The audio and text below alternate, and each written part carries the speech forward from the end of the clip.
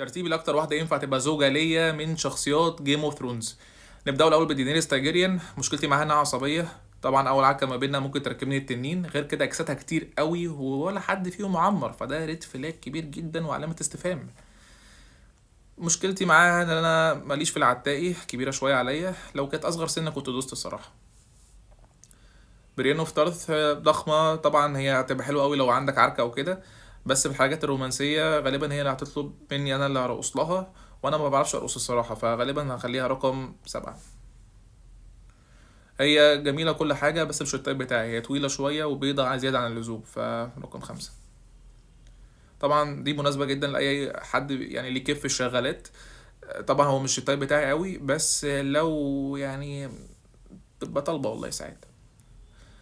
كيتلين ستارك نفسها حلو قوي في الاكل، اهم حاجه انها بتعرف تطبخ يعني، بس مشكلتي مع السن طبعا. بتاعت اعمال سفليه، وغالبا هتخليني اشوف كل الستات التانية قرود، فغالبا ده هيصعب العمليه عشان لو حبيت اتجوز عليها، بس هي مزة الصراحه، فرقم 2. اه دي مشكلتي معاها ان اخوها اول واحد هيرفض الجوازه، وغير كده هي كشفت على تلات ارباع ويستروس، فطبعا ده بالنسبه لي ريد فلاج كبير جدا. طفله طفله بتاعت مشاكل. ماشي، هي جولد ديجر وبتاعت مصلحتها، بس يعني مفيش غيرها.